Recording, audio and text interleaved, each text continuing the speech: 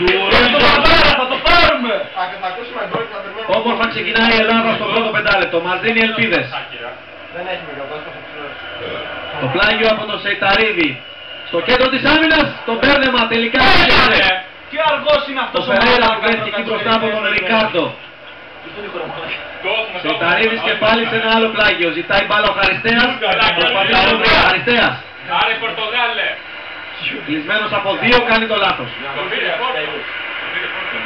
Ο Ρούι Κώστα προς τα πίσω. Κωστίνια Μανής. Μανής εδώ. Για τον Φερέιρα. Με τον Γιαννακόπουλο μπροστά του. Λάθος. Να έχει χώρο Καραγκούρης.